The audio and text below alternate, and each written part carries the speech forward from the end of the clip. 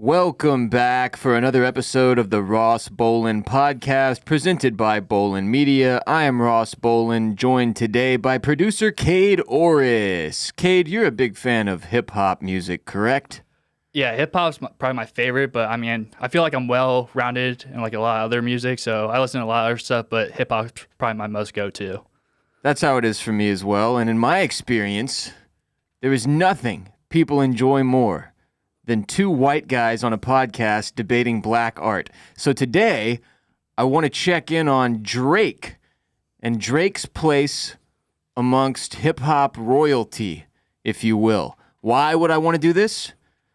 Because historically, Drake has been mocked as a hybrid rap / R&B kind of fuckboy Canadian who isn't really given the respect that other more traditional rappers like Jay-Z, for example, or Eminem, even though all of Eminem's lyrics are about murdering his ex-wife or hating celebrity culture and fame, or Notorious B.I.G. as a more classic example, even though that one time he rapped, "You look so good, I suck on your daddy's dick," and that's a really weird thing to say.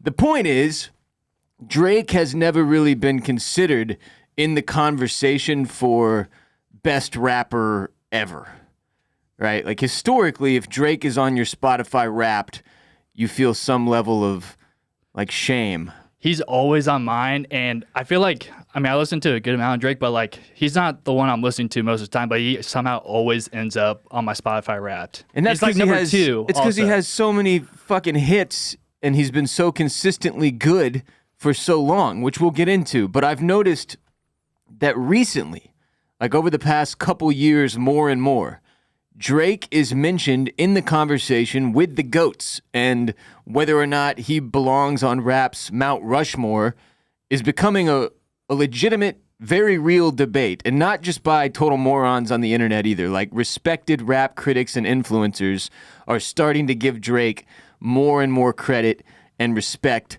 as an actual artist. And Kade, you've written a few columns and done a few segments on our Patreon about hip-hop, so you're an expert. How do you feel about Drake on the whole? And I can probably guess because you've got Take Care in vinyl above your head behind you right now. Yeah, like I said, he's usually number 2 on my Spotify Wrapped, so big fan of Drake. Yeah, but how do you feel about him? I mean, just because he makes your Spotify Wrapped, I just feel like he's on if you listen to rap, he's probably on your Spotify Wrapped, right? Like, it doesn't necessarily mean that you're a huge fan, because for me, for example, now I'm reanalyzing this as of this segment, but I've never considered myself to be a big Drake fan, like in the way that I used to be a big Kanye fan. It's just, it's like, there's a difference, right? Is he one of your favorites? Yeah, I would say so. I mean, I think like Drake is just overhated a lot. Like people just like to hate on him for no reason. Like I feel like he's pretty genuine, and like I know he can be corny sometimes. Like, did you see he was performing in Toronto, and he had like a jacket on that said "Hard Feelings, Harder Dick," and I'm just like, that's okay, whatever. Like he does some corny shit. But, he does. That's definitely one of the reasons he gets a lot of hate. I feel like he's being like him, and like I can respect that. Yeah. Like, he doesn't really care about other people's opinion. No, you got to give him that. For all the mockery over the years, he has never changed, right? It's just, I think he does probably partially because he's in therapy, which he raps about. He knows who he is, and I think he's fine with it. He's proud of it, and he doesn't, bow down or change or curtail just because people are making fun of him or saying certain things about him or whatever. But yeah, I mean, corniness factor is high at different times throughout the course of Drake's career for sure. And one of the things I've noticed in general about greatness, whether it be LeBron James in the NBA or Drake in the rap game, is that eventually, like regardless of how much hate you receive and how many haters there are, if you just keep doing numbers consistently for long enough, eventually your greatness becomes undeniable and people start to kind of change their tone about your legacy. Like LeBron has played 20 seasons in the NBA now. 20 seasons, and finally people have kind of stopped debating LeBron versus MJ, Michael Jordan, and they've just started to appreciate LeBron as this generation's greatest player, right? Like for 20 years, this guy's been a top 5 NBA player. Like that's not a thing that anybody has accomplished at any point ever in any era of the NBA. He has the most longevity of any top 10 NBA player ever. And that alone, I think, puts him in the conversation for greatest. You don't even have to get into the like 4 rings versus MJ's 6 or whatever. Like, I mean, as it's been brought up a million times, there are so many other guys like Bill Russell you can throw into the conversation, or Wilt Chamberlain, or whoever, if you want to go back into other generations. But just like with basketball, where the game has changed so much, even just between Michael Jordan's career and LeBron's career, like the game is a completely different thing than it was when MJ played now, for better or for worse. That's how I feel about rap too. Like, I feel like LeBron and Drake are very similar. Like they have like very similar career paths. I feel like. Their career arc for sure. Yeah, like they've both been hated on a lot, and they just don't stop. They keep going. They keep breaking records, dropping hits, and like I said, like LeBron can be super corny as well sometimes. That's very true. So it's like, but he's him. And he's like just being real and authentic, I feel like. He also gets memed a lot. Yeah. Made fun of a lot. His hairline, his stupid lies about things that he says he predicted or knew that he didn't. Reading books. Yeah, he's just ridiculous. Like, watching the Godfather series and then not being able to drop a single line. Like LeBron is also kind of a ridiculous guy in his own right. But, Drake broke out in 2009. So that's 14 years ago, right? And his debut studio album, Thank Me Later, came out in 2010. So that's an entire era of hip-hop that he has undeniably dominated. Like, there's nobody that has... I mean, you can say Kanye, but I would put Kanye probably in the group before him. Kanye is 45 years old. He's 10 years older than Drake. I would say that's like a little generational gap there. I mean, just from a commercial success standpoint, nobody has ever touched this guy in rap. If you're just talking about the music, like there are guys like, Kanye, who has gone on to make billions of dollars off of shoes and fashion, delved into this other category entirely. There are guys like P. Diddy, who's made an absolute killing through Ciroc and all the other shit that he's done business-wise, and running a label and signing other artists and being a producer. Jay-Z has done a lot in business as well, himself a billionaire. But in terms of like strictly making music or money off of music and commercial success and being able to jump into all these different mainstream arenas, hosting Saturday Night Live and shit like that, like nobody has ever done what Drake is doing. And so if you're only counting what are classified technically as studio albums, he has released 7, Drake has. But that is not counting 2009's So Far Gone, which is the thing that really put him on the map and made everyone know exactly who he was, that literally took over. I was in college at that point. You could not go into a bar without hearing that stupid fucking song. I think I was probably in like 6th grade at the time when this dropped. Yeah, we're 10 years apart too, just like Drake and Kanye are. But like that also doesn't count. So Far Gone was technically a mixtape. Her Loss is not in that 7 album count because it was a collaborative. What a Time to Be Alive with Future is not included. That's a mixtape for some reason. Also, More Life, not a studio album. If you're reading this, It's Too Late, not a studio album. And I really don't understand what the distinction is as far as a studio album versus a mixtape, it turns out.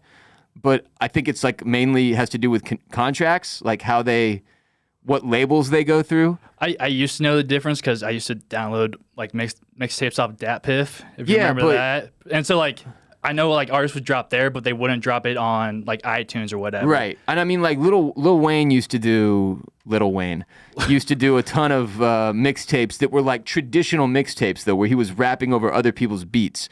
And Drake has albums that I would consider to be albums that are technically mixtapes where there's still original beats. It might be a clearance thing with samples, because I know that was the reason why, because it was it would be for free, the mixtape would be free, and then on iTunes you had to go and pay for it, so you couldn't make money off a sample if it wasn't cleared. Yeah, but the point being, if you go through Drake's full discography in 2023, present day, it gets pretty difficult to argue that he isn't one of the greatest rappers of all time.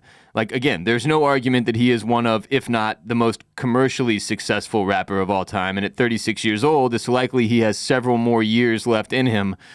So I'm just really interested to see where his legacy ends up when it's all said and done. Like I said, Kanye's at 45 years old right now for comparison. Jay-Z is 53 years old. And I wonder, like, just speaking of Hove, I think he might be done. Yeah, we might get like him on a feature, but he's not going to do an album, I don't think. Maybe like one more retirement album, which he like the thing about that's annoying is he did the Black album. He was supposed to be retired off of that. Like that, I think I was in high school or some shit, or like maybe my first year of college. That was a really, really long time ago, and he just kept making music. But 444 came out in 2017, so that's 6 years now that he hasn't dropped anything, and I feel like he's probably at 53. Not interested in delving back in. Like I don't know. We'll see. I heard that like Raekwon and another one of the OG Wu-Tang Clan guys are putting out a new album with like Pete Rock as the producer, like the sole producer. So I wouldn't have expected that. Maybe Jay-Z will do something else at some point. But anyway, this segment came about because I was mowing the lawn the other day and I was like trying to find something to listen to, and I'm kind of like burned out on all the new records I've been listening to, and I was like, I feel like listening to some old Drake and seeing how it's aged because it had been a while. And I went to Spotify, like to his page, and I was scrolling through the albums, and I was just in awe of how many highly enjoyable collections of music that the man has put out over the years. He's just done an incredible job of like maintaining relevancy. And like some people will argue he does this by style biting. But I mean, look, if everybody could do what he has done and shift into all these different genres and do R&B and do rap and do trap rap and also do his sweet soulful shit, like they would all do it because of the money. Like you can't deny the success that he's had with it. So I don't think you can knock him for his like chameleon-esque ability to kind of blend into whatever genre he feels like doing. Like the first album I landed on when I was mowing the lawn was More Life, the one where he essentially decided to be Jamaican. He was on his island vibe. I'm just gonna do straight up Jamaican rap and culturally appropriate the island, and it worked. It was awesome. I listened to the whole thing. I was like, that was fucking amazing. It was so good. But yeah, he just. Look, if you're great, there's going to be hate, right? And I think in today's culture with social media and memes and whatnot, it can feel amplified, right? Like if it was the 90s and Drake existed, he would have gotten the same amount of hate, but you wouldn't have been aware of it. It's like the argument with LeBron and Michael Jordan. Like if Michael Jordan played in 2023, he would be ejected from the league. Like he was a gambling addict nut job who was like punching his teammates in the face in practice. Like I don't think Michael Jordan could survive in the modern era with his personality and the way that he conducted himself. It was a different time. And Drake gets all this hate and exposure because that's the way the internet culture works these days. And like we said earlier, one of the things that I give him a lot of credit for, first of all, just like with Bieber, never really been in trouble, right? Had the secret kid that he didn't want anybody to know about, but none of us can really judge like how that unfolded or what was what in terms of like whether or not he was indeed trying to hide his kid from the world or hide the world from his kid or whatever. But I mean, like he's, you know what I'm saying? You never hear Drake's not like getting arrested, getting swept up in RICO predicates, getting thrown in prison, getting like beating up women, doing anything that would make you fucking think the guy was a piece of shit. He's kept his nose relatively clean throughout the course of his career. So has LeBron. They both deserve a lot of credit for that. With all that money and fame and power, it gets a lot easier to do dumb shit. I mean, we recently saw this with Young Thug and Gunna. These dudes are extremely successful rappers that were like, you know what we should do? Allegedly run a street gang. That's just not the move, for the record. But Drake has always kind of been a decent enough role model, you know? I mean, knocking up the porn star in like some kind of a one-night stand is arguably idiotic, but really cute little kid he got out of it, and he seems to have a good setup. in terms of his life. So it's hard for me to judge that. Just seems like a genuinely good dude. The one thing about him I can never figure out is how much of his rap persona, and all rappers on some level are acting. Most of them, not all, most of them. But how much of his rap persona is like legit versus how much of it is manufactured for commercial purposes. And like when you see old clips of Drake, like before the fame from like the Degrassi era and shit, it's weird. You're just like, what the fuck? This is the same dude. He kind of looked like a nerd back in the day. He was kind of a dorky dude, like definitely, he was a dorky little actor guy. And now he just does it. He has a completely different persona, public-facing persona. But it's entertainment, right? Like that's part of the job. I would say it's like a pretty even split. I mean, there's times where like he just talks about shit that I have no idea about. Like I know there's a song on Her Loss where he just talks about like, oh fuck, I forget. But he's just talking about like all this like fancy shit, going to all these like exotic places. And I'm just like, I have no idea if that's true or not, but I'm just gonna take his word for it. Yeah. Yeah. I mean, it's probably true now. He has so much money. I looked up his net worth and I think it was like 200 mil, which felt low just because I see him throw down like $1 million in sports bets on a weekend. Right. And we know there's like, I've talked about that on the show. He's sponsored by or is a part owner in or has some kind of partnership with Stake, the company he uses to throw these bets down. And I don't know if they're comped or like, he never really has to pay or that kind of thing. I really don't know. But to just put it in perspective, like if he's throwing down $1 million in bets, that's 1/200th of his net worth. And there's a lot of times where he doesn't win them either. Oh yeah, he loses a lot. I mean, all sports bettors do, I think. But it's just, I don't know if that would be wise decision-making to throw 1/200th of your total value in one weekend on sports bets. And you'll hear stories about him, like, going to the strip club and throwing out, like, $500K in cash. Like, again, that's like... I'm pretty sure, like, don't the strip clubs, like, give them... I'm always curious about this, too. Like, I've never heard a full explanation. It came back up again recently with John Morant. Why Morant? Why?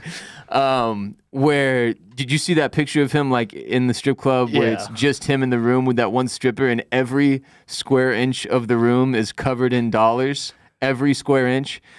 It took me back to this argument, like, okay, how the fuck does this work?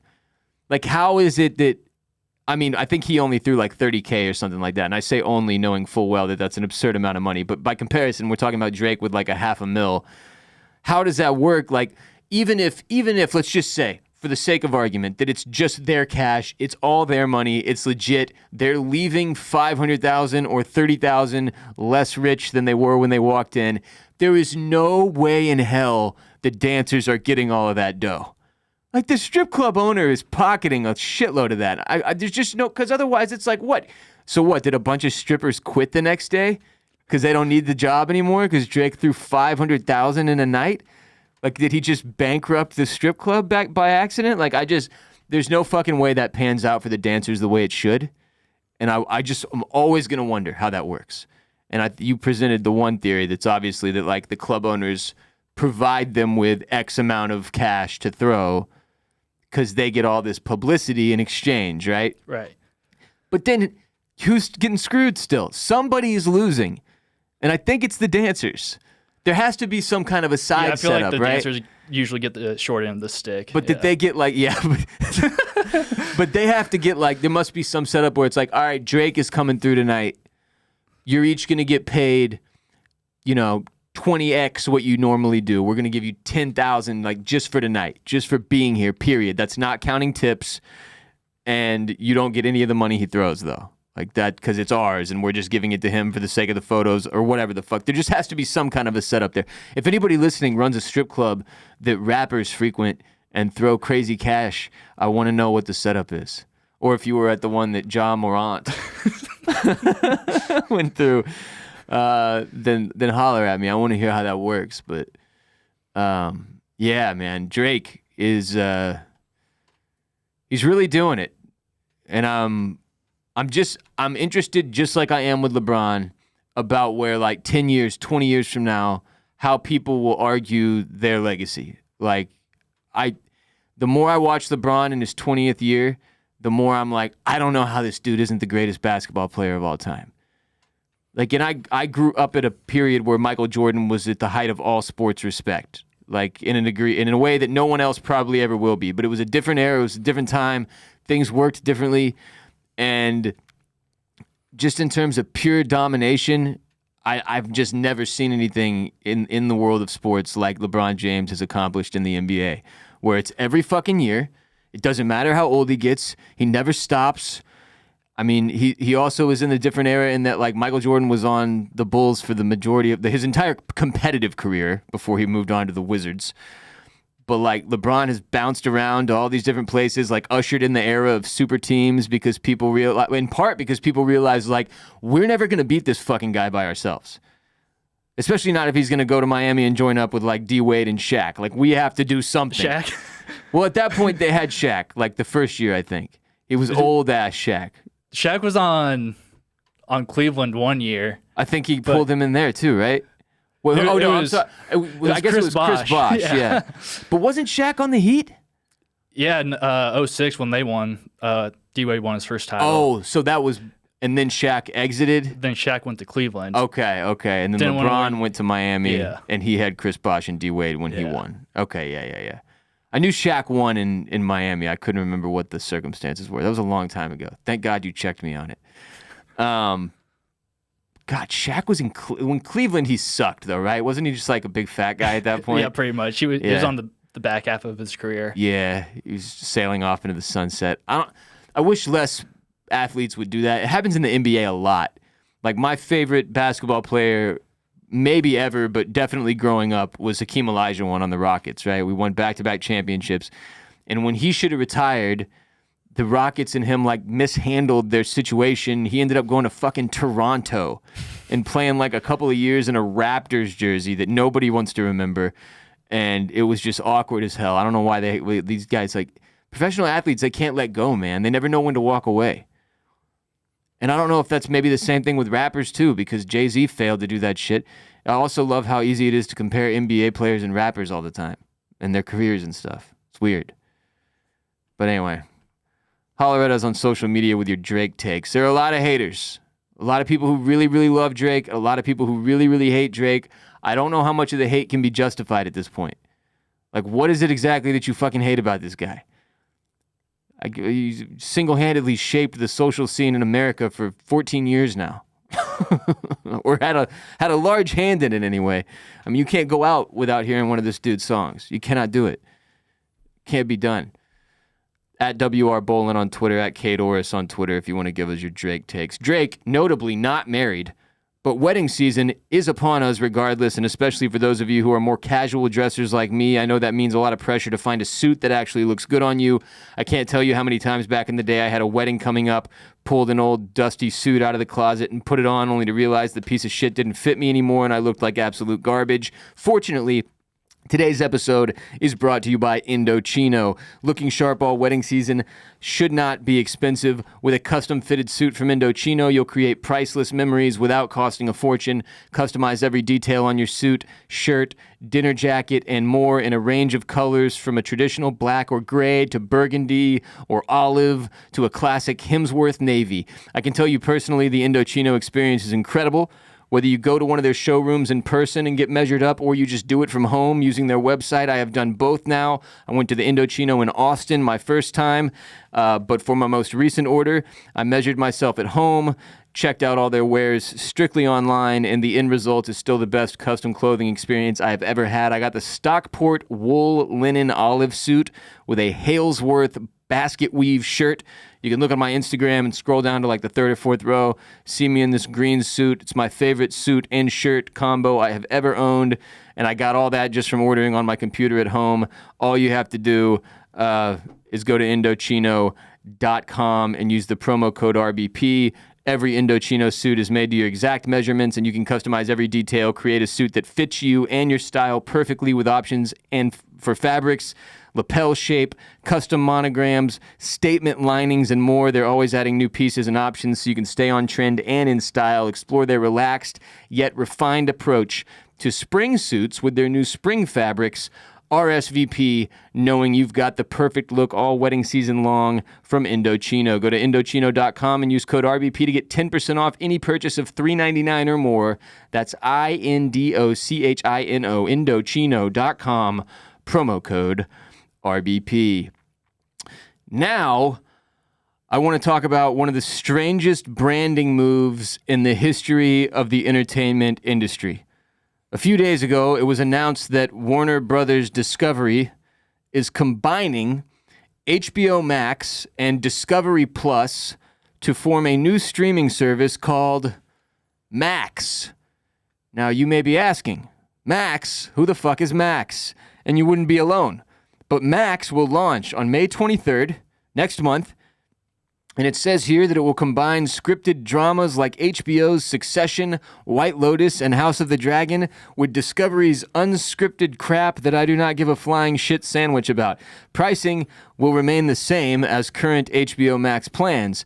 And now, look, I understand this is a complicated situation for Warner Brothers Discovery. Like, undoubtedly, there are angles that I, a feeble-minded consumer, may not be considering.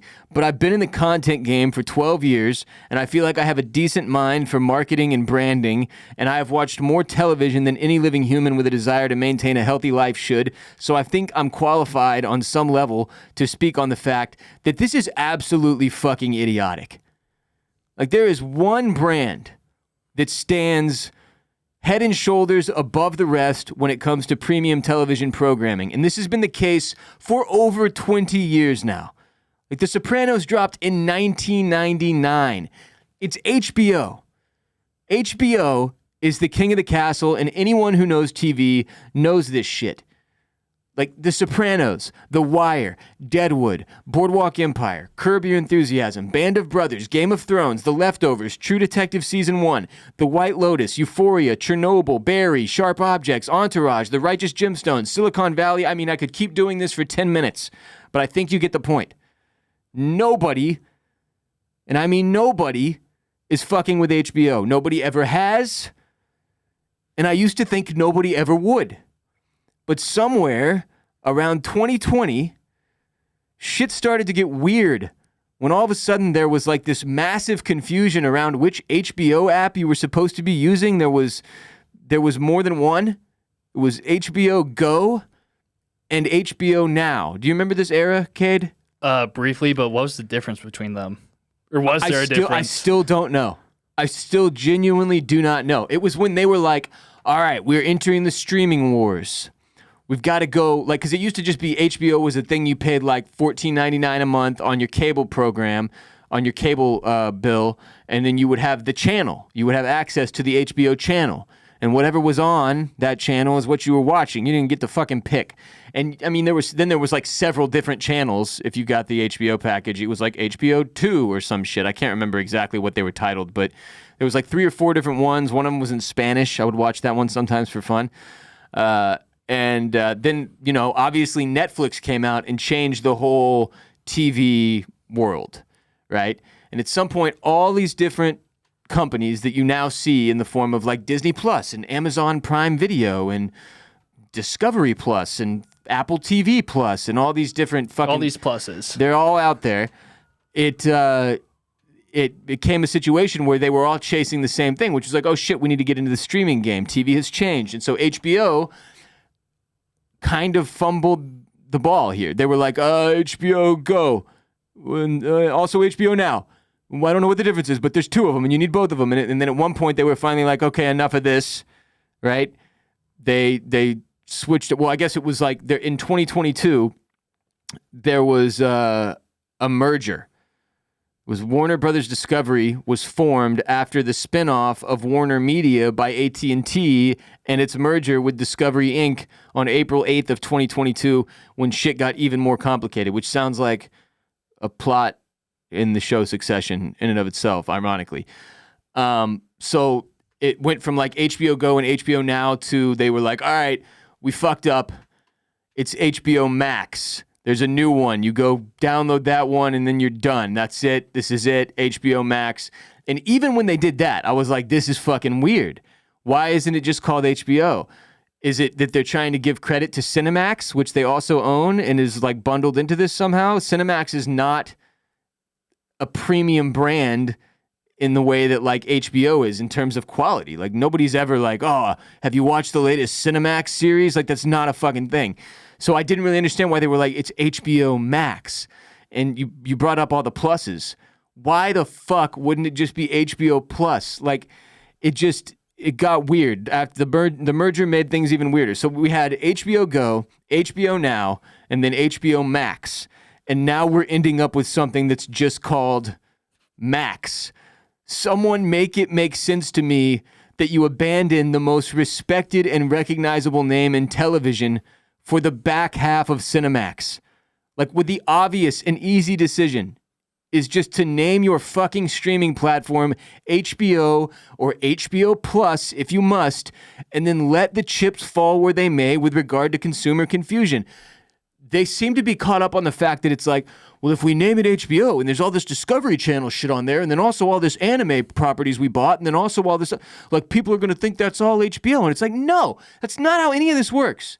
Nobody gets on fucking Netflix and watches a non-Netflix show and goes, hey, wait a minute, this wasn't made by Netflix. Like when The Office was on Netflix, nobody was confused. Nobody was like, well, they didn't make The Office. My peanut brain is being confused and the Netflix brand is being muddied. Like, no, that is not a fucking thing.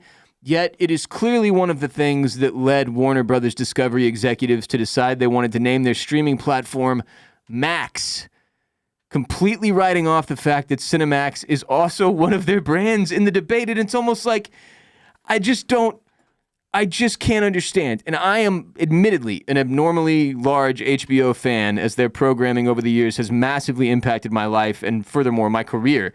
So I don't expect that everybody cares about this nonsense as much as I do. But you should. Because them changing the name to Max is as dumb, if not dumber, than Facebook changing their company name to Meta. And that is not the conversation I want my favorite TV programming producer to be involved in at all. The CEO of Discovery, David Zaslav, said during a presentation in Burbank, California, when they were announcing this change earlier in the week, quote, Max is the one to watch because it's home to shows that have a supersized effect on people and culture. It's streaming's version of must-see TV. And see, now that's exactly the thing some boneheaded, bigwig, wealthy dickhead with absolutely no idea what his consumers really want or care about would say. It sounds like a line from Succession as well. Like when they're trying to come up with like the branding name for ATN and they land on We Here For You back in like season 2 or whenever that was. And then it turned out that they actually had bugged people's television devices to hear them, like literally hear them. So they had to walk away from that. But like, it just, thanks a lot, David. This is just a whole bunch of words strung together with no real meaning, totally void of logic and reason. That's what we got here as an explanation. They also announced a new Game of Thrones spin-off prequel called A Night of the Seven Kingdoms. It's based on the Dunk and Egg books, for those of you who are super George R. R. Martin nerds and read those. I am not one of you. Dunk and Egg never struck me as something I wanted to get into. But apparently it's quite good. They announced that spin-off prequel, which they've ordered, and they announced that they made the series based off of the Harry Potter franchise, which Kade and I discussed last week on the show. They made that official with like a little bitty, not even a teaser. It's more like just like 10 seconds of, like, hey, we're actually doing this. It's Hogwarts. Yeah. You can see Hogwarts back there in the background, nerds. Get stoked on this. It was almost like an effort to massage the inevitably negative blowback from the Max change. They were like, look, we know this is confusing and stupid, but also Game of Thrones and Harry Potter. It's just like, God, come on. Like, it's just so utterly idiotic. And it says here that on the new service's launch date, HBO Max will update as the Max app for the majority of users. See how stupid that sounds, though? The Max app? For fuck's sake. It says some users on certain platforms will be prompted to make the switch when they enter the app. So that means for some of you, depending on what you're using, if you have like an Amazon Fire Stick or some shit, you're gonna go to the HBO Max app and click on it, and just like it did when you had HBO Now or HBO Go, it's gonna pop up on the screen and say you have to go download this new app, Max. And that's going to piss you off. For at least 10 seconds, that's going to piss you off. Especially now that I've ranted and raved about it for this long. It's going to piss you off, I promise. On top of that, it says the Discovery Plus app will remain unaffected because, as they said, the company doesn't want to, quote, leave any of its profitable subscribers behind. Oh, good. So you dingbats are back in the same spot you were when you had HBO Go and HBO Now, except that now you're in an even larger conglomerate and you've got Max and Discovery Plus, when you could just name one fucking app, HBO Plus, and put all of this shit under it, and we could all move on with our goddamn lives, and you'd never have to think about it again. And it doesn't matter that not everything in the HBO Plus app is made by HBO or has HBO branding, just like it doesn't fucking matter that you're putting HBO Max as something, like here's my other question. They started making programming that just says HBO Max. They were like, well, this isn't quite good enough to be HBO. So this is one tier down, it's HBO Max. What's going to happen to that shit? Is it just going to say Max now?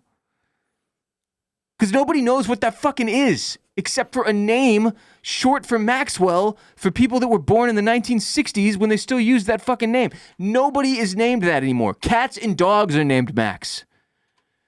Sorry if you're named Max and you're listening. But it's so fucking stupid. I hate this fucking shit. I hate it. Just name the stupid fucking app HBO Plus, then have all the different brands in your stupid giant mega media conglomerate clusterfuck. They can all have different sections in the HBO Plus app, like Disney Plus does this. It's already been solved. You just copy the other company that's having success. It's not that fucking complicated. Why? Disney Plus. You go to Disney Plus. What do they have? No, they got a fucking Disney Plus button. has like the best streaming service, I feel like, just like Overall. from a layout standpoint. Yeah. And what do you have? You got a button that says Marvel. You got a button that says Pixar. You got one that says Star Wars. You fucking pick the one you want to watch. Everybody knows where those live, in the Disney Plus app. And it's not hard for us as consumers to understand this. Why the fuck wouldn't you pick the name that everybody knows that has more respect in the TV game than any other brand, HBO, stick a stupid plus sign after it, and be done with this shit? Because I know, goddammit, the thing is, the reason I'm really angry is we're going to be back here again doing this shit in like 3 years when you do some other fucking conglomerate with some other fucking dipshit company. Nobody gives a fuck about Discovery's fucking reality TV programming. What are you doing? Did you hear the list of shows I read? This is the best stuff ever made in the history of TV. The Wire, Game of Thrones, The Sopranos. Why? God damn it. And I could hear the stupid arguments in this room. They probably had hundreds of hours of meetings. All these guys making millions of dollars a year. Well, we gotta come up with something that's all-encompassing. A new name, a new app. It'll be exciting. We'll inject excitement into the brand. You didn't need any more excitement. Nobody wants... we don't need new stuff every few years. Just name it the best thing you own. HBO. It's easy. I feel like I should get a consulting fee. I also might have a heart attack at any moment because I'm going to blow a fucking gasket trying to make sense of this shit. Ugh. Anyway, Feeling Kate, better now? I feel better. I needed Get this. that out of your system. Yeah. You recently watched or rewatched The Wire. First of all, when did you first watch it? Like, when was your first time through? During COVID in 2020, I think it was the first time I watched it. Okay, I think I watched it for the first time in totality when I was in college. So you didn't watch it like No. the original run? Oh, hell, no. When did it come out originally? I think it was right after, like, at some point when The Sopranos was still on the air, The Wire started. But, like, they didn't do a good job of... This was a thing for HBO for a little while. They were making such good shit that they were like, fuck the marketing. And, like, they weren't doing that good of a job of marketing it. And I say this because one of my other favorite HBO shows ever is Deadwood. Have you ever seen Deadwood? No, I haven't seen that one. It's a Western. And when it was on the air, the commercials would come on for it. Like, I'd be watching The Sopranos, and it would have, like, a Deadwood commercial. And I was like, I don't know. Doesn't seem like it's for me. And then I went back and watched it one day and was like, I love this. It is so good. Why the hell was I not drawn in by this originally? and I'm blaming them. It's not my fault. But the same thing kind of happened with The Wire, where I don't, it didn't, like, the marketing was not that intriguing to me. I was just kind of like, what is this? A cop show? Cops, like, feel like that's like a very common thing. Every channel has a cop show of some kind. I don't know. It's not for me. But when I went and watched it finally, because enough people, it got enough hype outside of the HBO bubble. Like, it was written about all the time. It started getting talked about as one of the greatest shows ever. And I was like, well, what the fuck? All right, I'll go watch it. And it's not like, I think it's because it's not what people expect it to be. Like, when you start watching The Wire, it takes a little bit to get into it and to, like, really understand what they're doing stylistically and, like, what the show is about, Yeah, right? because it covers, like, so many different topics about, like, the city of Baltimore. I feel like. Yeah. It's very specific in that regard, that it's Baltimore. It's all about Baltimore, but then it's like, it also is about every different aspect of society, kind of. It, like, gets into police, it gets into, like, street gangs, drug crime, poverty, journalism, education in schools, politics with politicians. Like, it covers kind of the whole gambit of issues in America, right?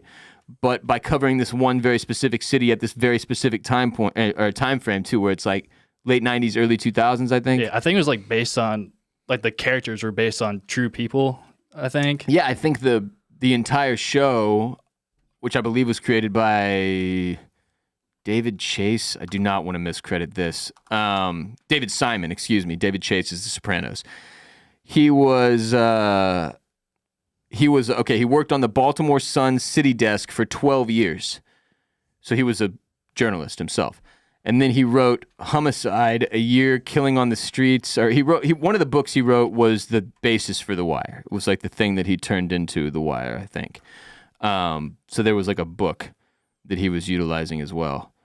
The Corner, I think, maybe. Anyway, point is, he knew a lot about Baltimore and all the ins and outs. It was like very authentic, The Wire. It's like super gritty, realistic, and like I said, it kind of delves into all these different parts of society. But like when you rewatched it, what was give us a review of The Wire for people who haven't watched it? No spoilers. Yeah, so, like, there's obviously, like, stuff, like, big moments that, like, you remember, like, oh, I know this character's gonna die, or I know this character's gonna do this one thing. Yeah. And so, like, you remember some of those big moments, but, like, the ins and outs of, like, every episode and just, like, all the, like, small details, like, that you missed last time you pick up on. And, like, the politics stuff, like, I didn't give a shit about that when I watched it the first time. I still kind of didn't this time, but, like, I picked up on more stuff and, like, how, like, corrupt some of these dudes were, and, like the police system, like, how corrupt that was. And there's just, like, a lot more stuff you pick up on. Yeah, I mean, that's one of the great things about the best art, and I think this applies to books, TV shows, movies, and literal, like, art, like paintings and shit, that you love, like stuff that you connect with and like. You can enjoy it in one era of your life, like in your 20s, and then watch it again in your 30s, or go look at that painting again in your 30s, and it hits completely differently. And you find all these different things about it that you're intrigued by or interested in or moved by or whatever.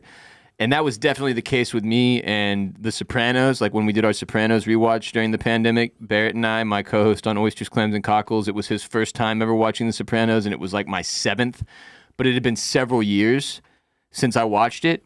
And it hit so differently because there were all these elements of it that I had no appreciation for the other 7 times I watched the show. Like, I'll just give you the most obvious one. There is a divorce that occurs in the show that was like one of the more uninteresting storylines for me my first few times through. And then I had experienced a divorce myself when I was watching it the most recent time, and that was one of the heavier storylines for me. It hit completely differently. But I haven't watched The Wire in a while. I have to imagine that would very much be the case for me too, that there would be stuff that would hit way differently now than it did when I watched it in college, for example. Yeah, I really enjoyed my rewatch, and there's another one I'm rewatching right now, Breaking Bad. And oh yeah, there's a divorce story in that one too. Yeah, and I just, like, I don't really care for it a whole lot because, like, I mean, for me, like, it doesn't really apply to me. But I'm sure, like, if you rewatched it, like, that would hit for you as well. So. Yeah. Although I hated their marriage even when I watched it live. Yeah, no, I'm like. What's his wife's name? Skylar. God, Skylar. She's terrible, and her sister's the worst too. Marie. Yeah. Ugh. And, like, Isn't she a klepto? Didn't she get caught like shoplifting? Yeah. Yeah. There's Maria's a klepto storyline. But like I find myself like on this rewatch, like absolutely hating Walter like the entire time. Like I don't know if I liked him like the first time, but like I hate him like this time around. I feel like Jesse's like the person I'm rooting for because he just gets constantly screwed over. I'm like, and Walter White's just like so selfish and like I get that's like his character or whatever, but like I just find myself like hating him a lot more now than I did the last time. Yeah, one of the big differences between the three shows we just mentioned, like The Sopranos, very much an anti-hero story. Like Tony is not a good person. Like he's not. Same. That was like Breaking Bad was the first show I'd ever seen since The Sopranos that capitalized on that in the same way, where it's like Walter White is not a good guy. Like he's a high school teacher who starts selling methamphetamine. There's no, I mean, they give you an out like the first season. I mean, if you don't know Breaking Bad, hit the skip forward 15 seconds button. When he thinks he's gonna die and he has cancer and shit, you're like, oh, okay, I can see why you'd just be like, screw it, I'm gonna go sell meth. But that gets removed pretty quickly, and he just keeps going. He just keeps selling meth, and he keeps getting like worse and worse. And then he's murdering people and shit. And it's just like, whoa, dude, what the fuck just happened? Like you were a family man. But yeah, you end up like, I mean, not in your most recent watch, I suppose, but I ended up when I was watching Breaking Bad, like rooting for him at different points, and like. Well, I mean, they give you like worse characters to like balance it off. Yeah. So like Tuco and Gus and yeah. Gus Fring. Gus Freeman, Gustavo. But Breaking Bad's an all-time great as well. Like famously, I don't know if you knew this, Kade, but my co-host on Oysters, Clams, and Cockles, Barrett Dudley, he hated Breaking Bad. Really didn't like it. Loved Better Call Saul.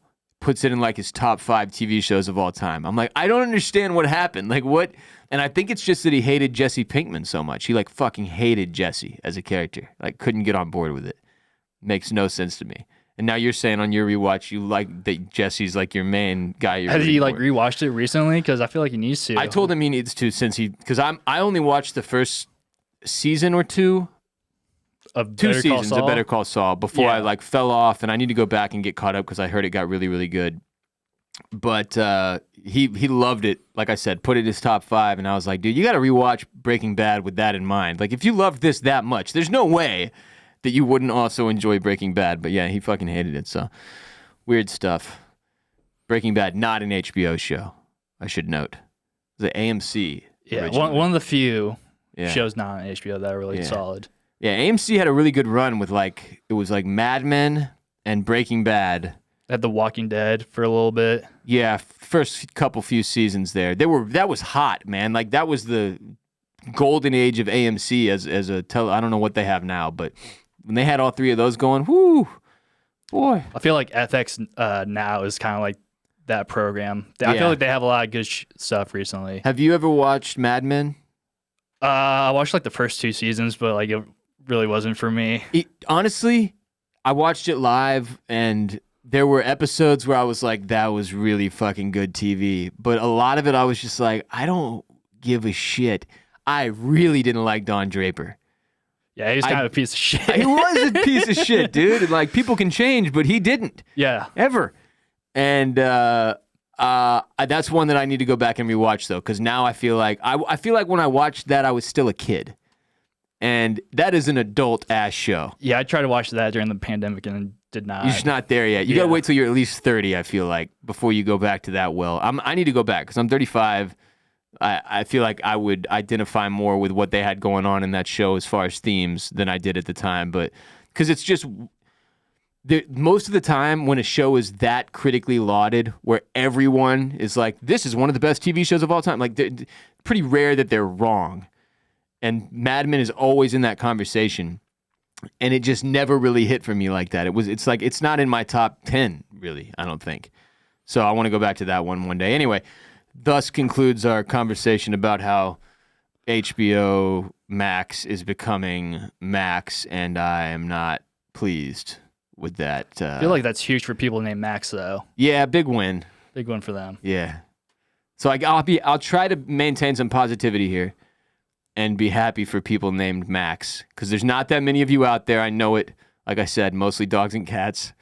And you've got this moment now where everybody will be saying your name. Congratulations. If you're trying to get in good shape and show off that hot bod this summer, our next sponsor is for you. It's FitBod. Personally, with a new baby at the house, I have very little time to focus on my workout routine, and I need something to help me out and plan workouts for me.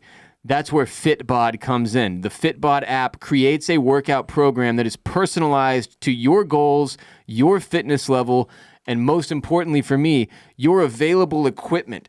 So like in the app, it gives you this huge selection of equipment and you check the ones that you have. So in my case, I have like a bench press and I've got some free weights and I've got like a squat rack and I've got medicine balls, and I can click all of those and then it will create a workout for me. And I have like I played high school sports and stuff. I've got a decent knowledge of fitness and workout programming, but not enough to create something that's really, really effective for me in terms of getting in shape, building muscle, and avoiding the dad bod like I'm trying to do.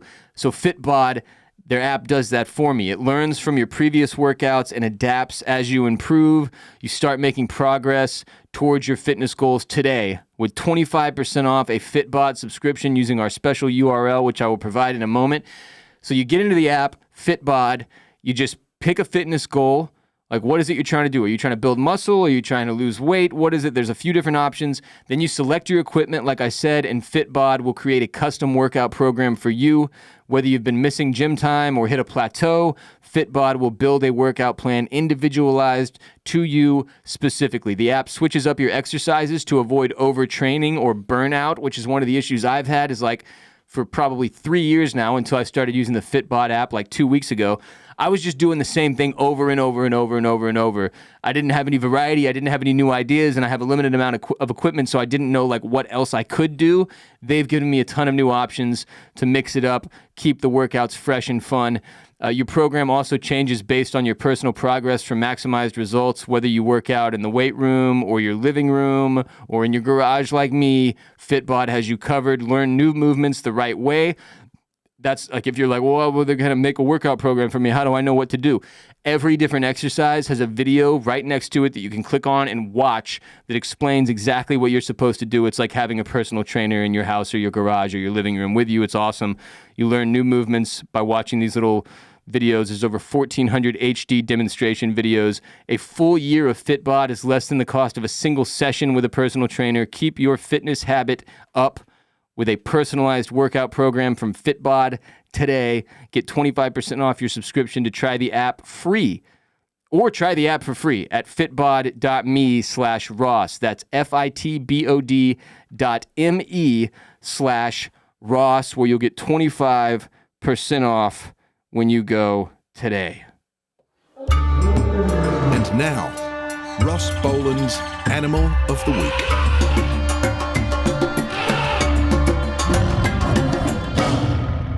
Our animal of the week is a lost dog that trekked 150 miles across Alaskan sea ice before being reunited with his family. There's a story from NPR, which Elon Musk considers to be state-affiliated media as he is a petty jackass. A 1-year-old, so this is like a puppy pretty much too. That's a puppy. 1-year-old is a fucking puppy. 1-year-old Australian Shepherd, just like Bruce and Bella, took an epic trek across 150 miles of frozen Bering Sea ice that included being bitten by a seal or polar bear before it was safely returned home to its home in Alaska. And like, damn, I read this story and I was like, I thought Bruce's big adventure was hardcore. Like, he only made it 2 miles away from home. And there was no fucking frozen sea ice or polar bears or seals involved. So this story, again, back to NPR, from Mandy Iworigan. I'm trying hard here. Nanook is the name of the dog. Nanook's owner, who lives in Gamble, Alaska, and her family were visiting Savugna, another St. Lawrence Island community in the Bering Strait, last month when Nanook disappeared with their other family dog, Starlight. Well, Starlight turned up a few weeks later. But Nanook, which means polar bear in Siberian Yupik, was nowhere to be found. So about a month after Nanook disappeared, people in Wales, 150 miles northeast of Savunga, never heard of that, on Alaska's western coast, began posting pictures online of what they described as a lost dog. And the owner said, quote, "My dad texted me and said there's a dog that looks like Nanook in Wales." So she, and I love this detail, she reactivated her Facebook account to see if it might be her wandering hound, which means that she was cool enough to have been like, fuck this stupid app, and deactivated her Facebook account at some point, but reactivated it to find her dog. And it says, quote, "I was like, no freaking way, that's our dog. What is he doing in Wales?" she said.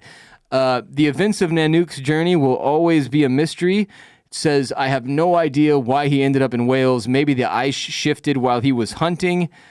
I'm pretty sure he ate leftovers of seal or caught a seal. Probably birds too. He eats our native foods. He's smart." And it says she used airline points to get her dog back to Gamble on a regional air carrier last week, a charter that was transporting athletes for the Bering Strait School District's Native Youth Olympics tournament. I don't know why that detail is necessary. Just wanted to get in there like who he was on this flight with. But the owner filmed the happy reunion when the plane landed at the airstrip in Savunga. This is one weird element of the story, I have to say, as a dog owner. Like, if when Bruce had escaped, they were like, "Oh, he's 150 miles away in, West Texas," I wouldn't have been like, "All right, cool. I'm going to use airline points and have somebody stick him on a plane and they'll fly him out to me." Like, I would have used airline points to fly out to pick his ass up and then flown back with him. But it sounds like they just somehow organized him to be put on a plane without them even being there. It was just this part of it was very confusing to me. I don't understand exactly how this went down. But, yeah, her and her daughter, the owner and her daughter, went and picked the dog up. We're extremely happy. And it says, except for a swollen leg with large bite marks from an unidentified animal, Nanook was in pretty good health. And the owner said, Wolverine, seal, small Nanook, which means polar bear. We don't know because it's like a really big bite. Bruce also didn't sustain any bites during his big adventure. Did he eat any seals or birds? I don't think so. Don't think so? Maybe small bugs. But that would be about it. Also, it looks like it was a full-sized Australian Shepherd. I was about to say, like, because there's no way Bruce or Bella could catch a seal. Those are pretty big. No, he's freaking out right now because we keep saying his name. He's like, what the fuck is happening? Stop talking about me. He's in the studio with us. The Bruce and Bella are always in the studio with us, if you didn't know that. Crazy, though. It's just an absurd distance in and of itself. 150 miles, a really long way for a dog to be able to go and survive. But to do that across strictly frozen, what was it, the Bering Sea? Yeah, in Alaska, fighting off bears and seals. That's like one misstep and you fall into the freezing water and it's fucking over. I don't understand how it pulled this off, but Aussies are smart, man. They're crazy-ass dogs. Super high energy, very demanding, high maintenance, but they're really, really smart, which, Bruce being as small as he is, it was shocking to me that he survived a couple of days. This is a full month, 150 miles away, and then, this is one of the upsides of social media and technology, for sure, that we should acknowledge. This shit happened 20 years ago. Your dog's fucking gone. You're not getting that shit back. 150 miles, bruh, it's over. But now, with social media, with all these different websites that you can use to, post that your dog is lost and get help or whatever, it's a lot more likely that you'll be reunited with your lost pet than it was pre-internet. There's also all the tracking devices and chips and shit and air tags that people use to keep their dogs, on GPS or whatever. But yeah, really cool. Good of these people 150 miles away in Wales to take photos of the dog and put them up on Facebook. And good on the owner's dad that I guess just happened to be browsing lost dogs within a 300-mile radius or some shit and somehow stumbled across the photo of Nanook. But yeah, it had been a minute since we did an Animal of the Week, and I went on a very negative rant earlier, so I figured we should use some positivity. Nanook, welcome home, buddy. One of the ways I've been combating sleep deprivation with a newborn without having to absolutely drown myself in coffee and deal with a hardcore crash in the afternoon is Magic Mind. And wouldn't you know it, today's next sponsor for today's episode is Magic Mind. Obviously, parents of newborns deal with being tired, mostly by upping their coffee intake. But as someone who gets jittery and anxious when I have more than 1 or 2 cups, I've been looking for something to help me maintain my energy and focus throughout the day in a more effective way. That is where Magic Mind comes in. I've been taking it right after my morning coffee for several weeks now. Have found it to be incredibly helpful at keeping my energy and focus up without the devastating crash that several cups of coffee usually brings me. It comes in these little bottles. It's a little shot. You just toss it back. And I keep Magic Mind in my fridge right next to the coffee maker, so I just grab one every morning right when I'm making my coffee. It contains matcha, which extends the benefits of caffeine by slowing your body's ability to absorb caffeine, as well as a compound called L-theanine, which reduces stress. And those things work together to prevent the spike in cortisol levels and the inevitable crash that comes from ingesting too much coffee. Matcha is basically like nature's extended release version of caffeine. It's very cool scientifically, and it really works for me. It contains Bacopa monnieri as well, which is a nootropic that improves your attention span, your ability to process and learn new information, and your memory, as well as ashwagandha, an adaptogen that reduces stress and anxiety, plus a bunch of other great ingredients that you can read about on magicmind.co/RBP. I have found personally that I'm more productive, more creative, and more calm while staying energized throughout the day, all without the crash that too much coffee brings. Just as an example, I had one this morning. It is now 3 p.m. in the afternoon on Friday, and I still sound pretty fucking spry, don't I? Thanks to Magic Mind. Just go to magicmind.co/RBP today and get up to 56% off your subscription for the next 10 days with my code RBP20. That's MAGICMIND, magicmind.co/RBP. Code RBP20 for up to 56% off your subscription for the next 10 days. Or if you just want to do a one-time purchase, you'll get 20% off. Use code RBP20, magicmind.co/RBP. Support the show in your mind at the same damn time with Magic Mind. All right, I've got a few insane headlines of the day for you here. 1. Major League Baseball teams losing millions in beer sales due to shorter games. Now, I remember when the new rules were announced for Major League Baseball, the whole idea being that they wanted to shorten the time frame. They wanted baseball games to take up less, they don't like 4-hour games and shit. People don't have that kind of attention span in 2023. It's been a problem for Major League Baseball for a while. They're trying to grow the game. They wanted to make the game shorter. And my first thought was like, well, they're going to take a big advertising hit because there's less time to put commercials. But really, the commercials are like the breaks, like the half inning, when the inning is over. There's not, commercials being played in the middle of the game. I guess they do have some mid-game sponsorships, like, it'll in between pitches, it'll like pop up on the corner of the screen, like today's game is brought to you by KFC or whatever the fuck. But all in all, point being, I think they're still able to include enough commercials to keep the advertising revenue at least close to where it would have been otherwise.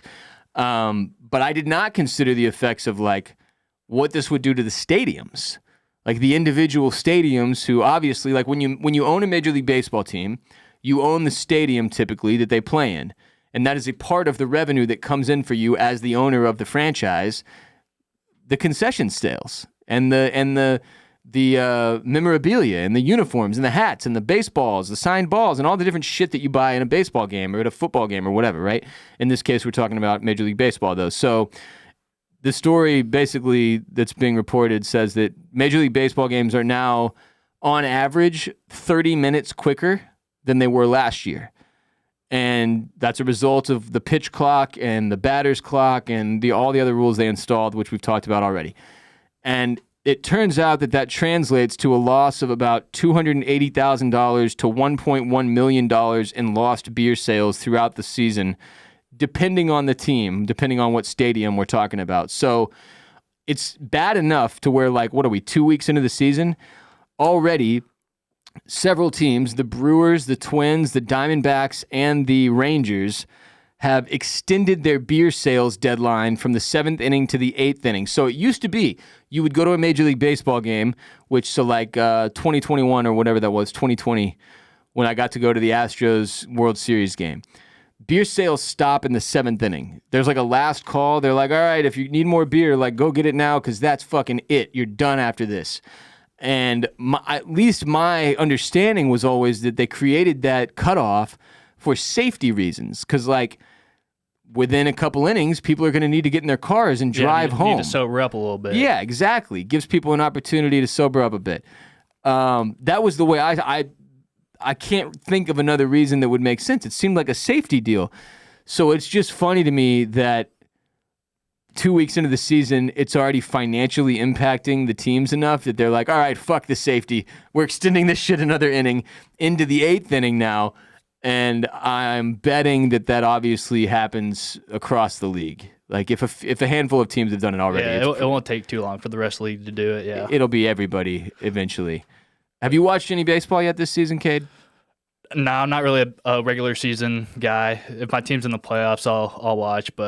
And I get like score updates, so like I'm caught up with everything. But Aren't you a Guardians guy? I am, yeah. Yeah. Cleveland. Yeah.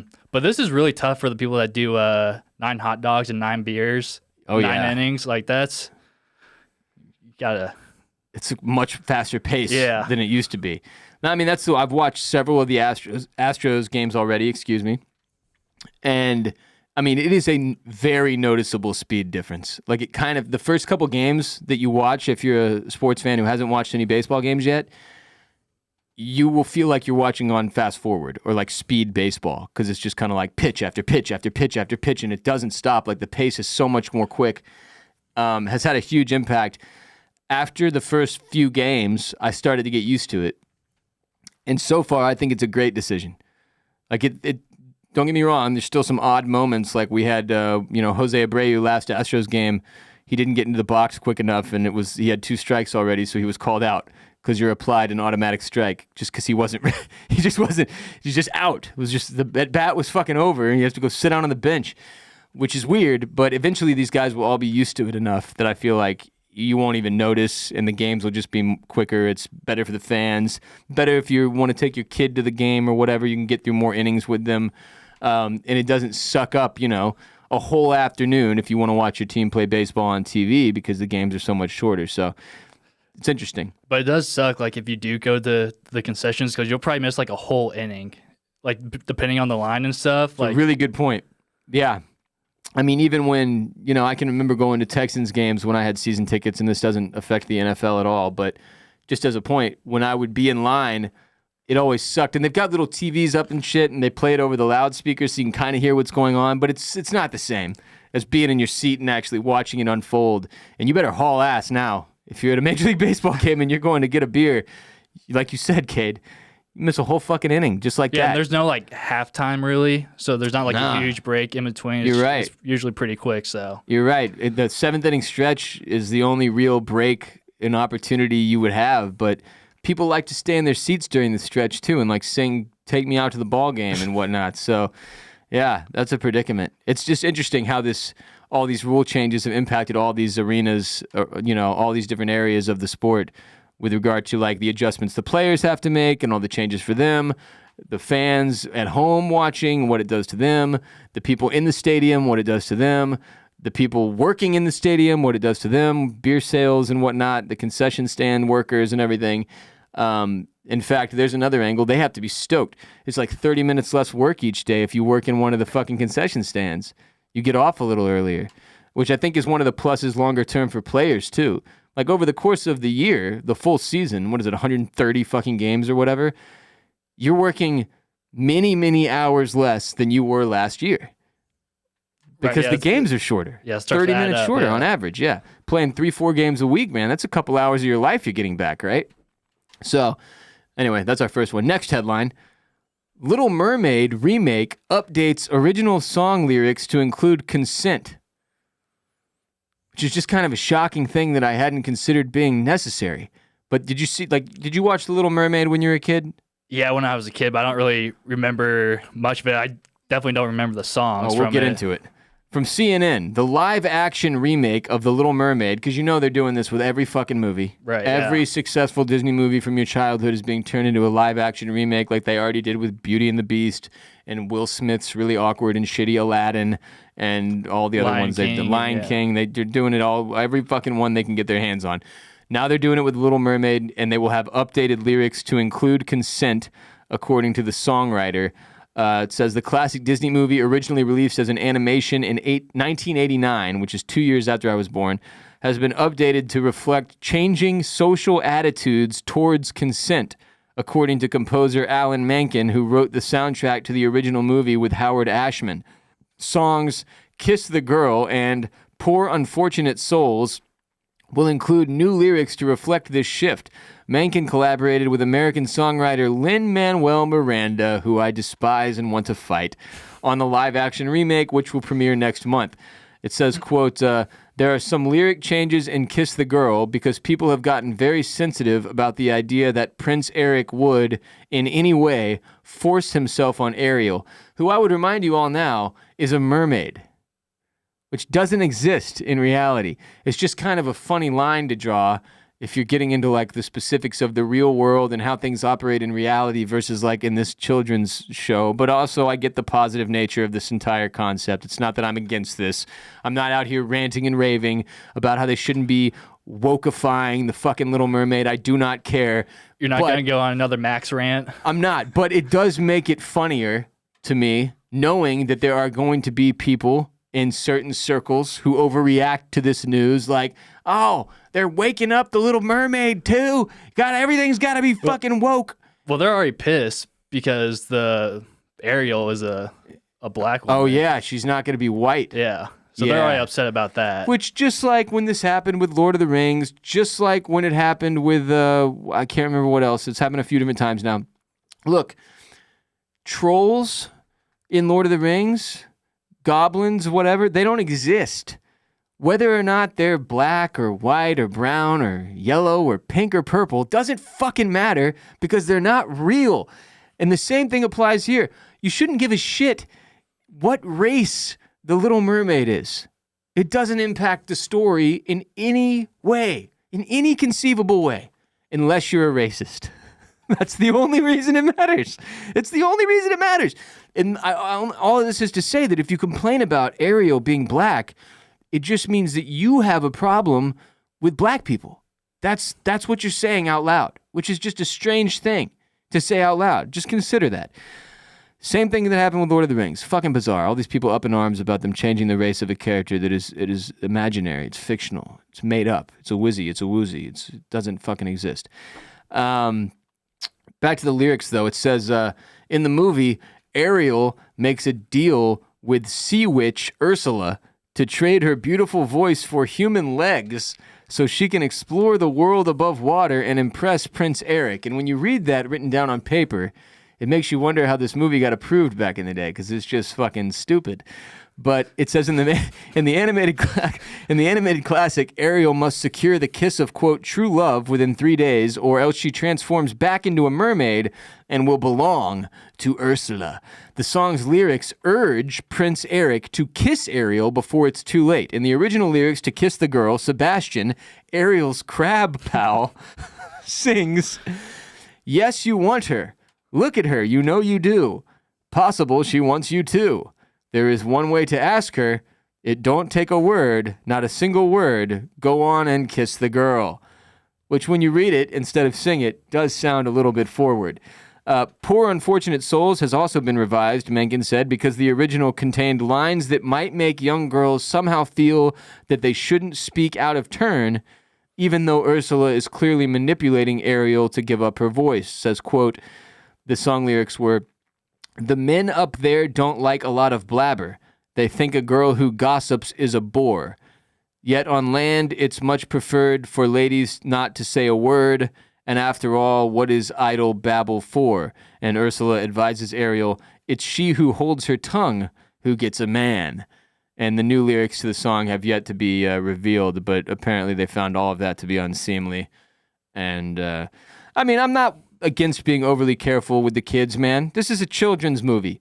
They need to make it appropriate for the children based on the times that we live in. And if there were lyrics that were a little bit suggestive in terms of Prince Eric just doing whatever he wanted with Ariel, then yeah, I get it. Make some changes.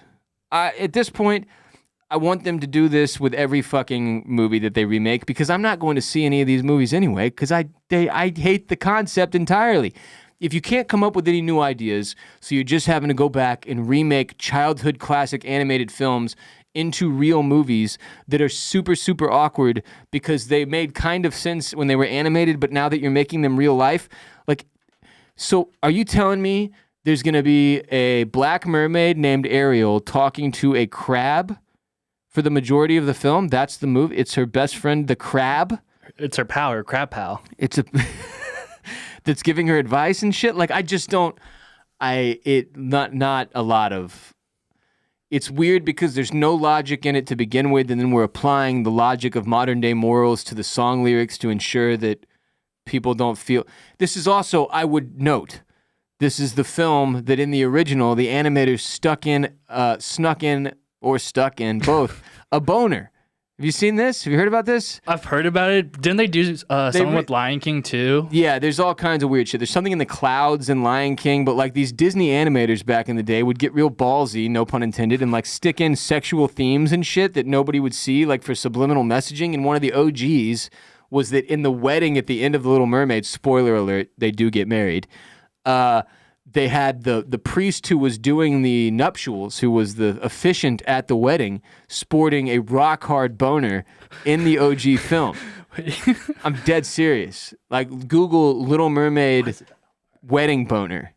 And, I mean, I don't know what all is going to pop up, but I do advise you to Google that so that you can see it. It's so blurry, I can't see it. It was legit. It's because it's 1989, kid, so we didn't have HD Oh, yet. okay. No, I see it. Yeah, that's real. And it's hilarious, right? It grows. Like, you literally, there's like a gif of it. It shows it growing. Getting bigger, yeah. He's becoming aroused as a result of the wedding. But so there was no note here on if they'll include that boner again, though, which is, just something to keep an eye out for, I guess. The Little Mermaid boner. The remake, directed by Rob Marshall, is set to premiere in theaters May 26th. It features Halle Bailey, not Halle Berry, as Ariel, Melissa McCarthy as Ursula, Jonah Hauer-King as Prince Eric, and Javier Bardem as King Triton.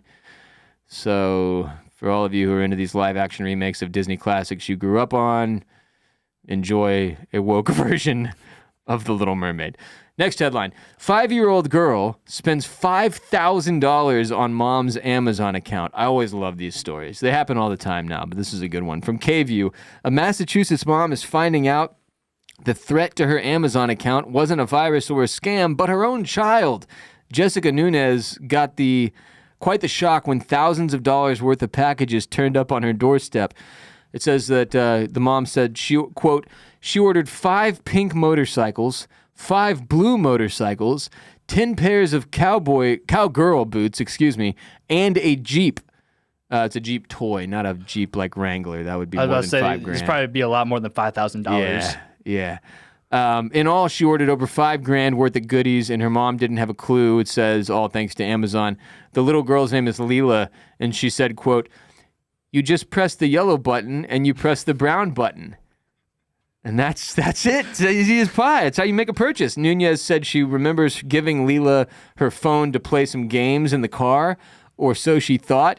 Quote, "I had looked back at the time. It was around 9:30, which is exactly when we were in the car, so it wasn't fraudulent. It was just this one.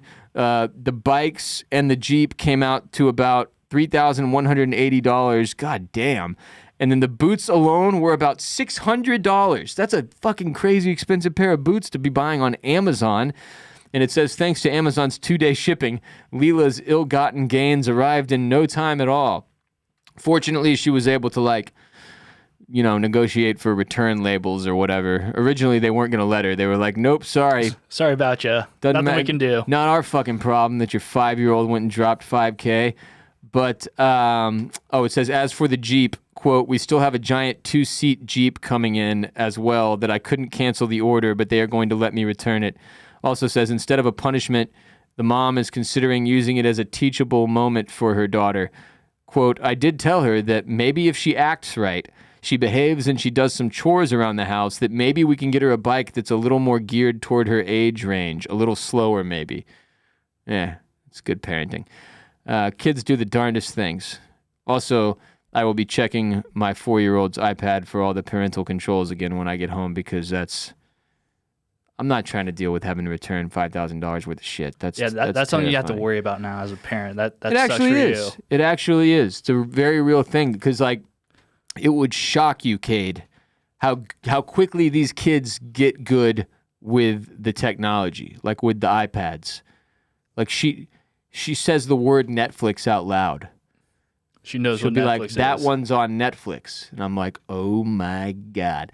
But watching her use her little iPad, like clicking around on stuff and picking which show she wants to watch or which game she want to play, it kind of makes my head spin. Because I was, at least in fucking high school when like touchscreen technology came out. It's kind of scary when you think about it. It's very scary. Not even from a financial standpoint. They know too much. So the one nice thing is that now they do have all these crazy parental controls you can put in there, where it's like very specific what they have access to and what they can click on and what they can do without your permission, like without you having to come over and put in a password. But even recently, we were at home and the 4-year-old was like watching something on her iPad and we could hear it and we were like, what is that she's watching? And she was watching like she loves this these little it's called like Spidey and Friends, and it's Spider-Man, but like kid stories. And she had somehow clicked on like a much older Spider-Man, like that's for kids that are like the original movies. Not one of the OG movies, but it was like some cartoon that was for older. And we were like, what the fuck? How is she like, how did she even end up on this? So we had to apply more parental controls that like block off shit over a certain age range so she doesn't end up like watching Marvel films in full or whatever. But yeah, pretty wild. Anyway, before we head out, I do have a major announcement. I have started writing again. It's been years since I was writing columns consistently. I got kind of burned out at my old job when I was writing a ridiculous amount year after year after year. And I kind of lost my love for it, which I have recently rediscovered, my love of writing.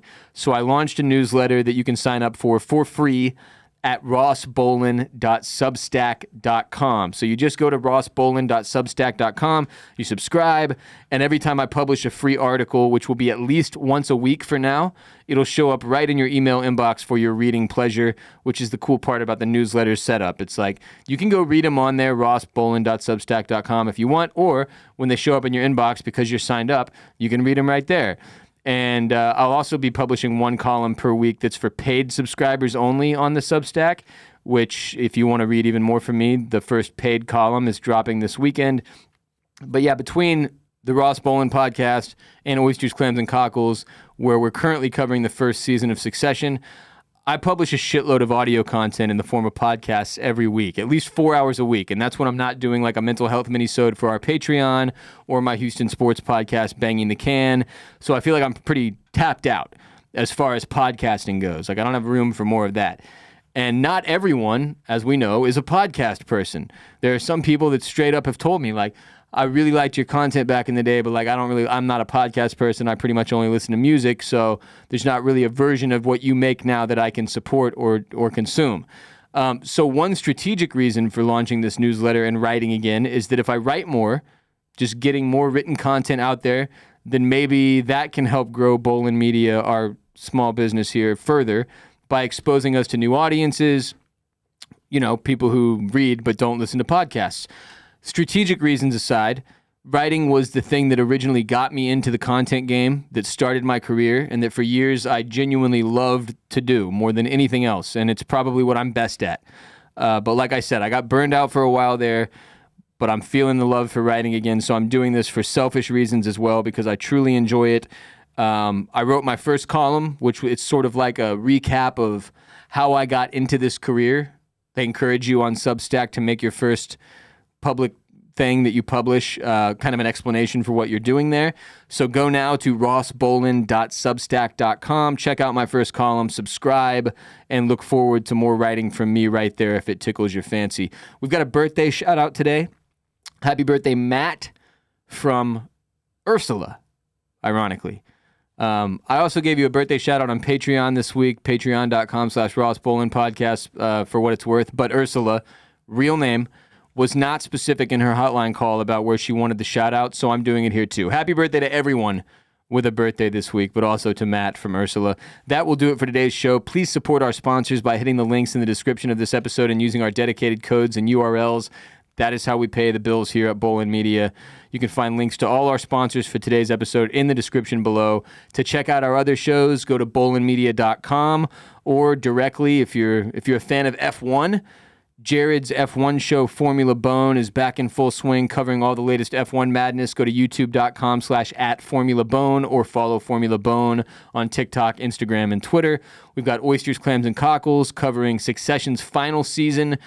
Last week's episode 3, probably the best in the series so far, which has been, look, it's a great, great TV series back to HBO. If you've never watched Succession, I highly recommend it. The most recent episode was a historic episode in terms of television history. Like, actually absolutely was. Crushed it. Our breakdown is available on Oysters, Clams, and Cockles, and we will be dropping a new episode on Monday for episode 4 of this final season 4 to see where things go from here. Go to bolinmedia.com/shop to grab yourself some merch. I put up a good picture of a sunset last night. Saw that. Yeah, that was a good one. I moved a few Horny for Sunsets t-shirts as a result. bolinmedia.com/shop. Follow me on Twitter and Instagram at WRBOLEN. And Kade, where can people follow you? Yeah, you can follow me at Kade Orris on Twitter and Instagram, and I think TikTok, and that's KADEORRIS. Holler at us. We want to hear from you on social media as well. This episode of the Ross Bolin podcast is presented by Bolin Media, and video of today's show was produced by Kade Orris. Go to youtube.com/@the-Ross-Bolin podcast for full video of our show, plus funny clips and shorter segments from this show. We'll be back next week with another episode of RBP for you people. Also go to patreon.com/Ross Bolin podcast for ad-free exclusive episodes that we put out every week. Thank you for being here. Thank you for listening. Look forward to hearing from you. Go read my shit. Until next time, peace be with you and also with you.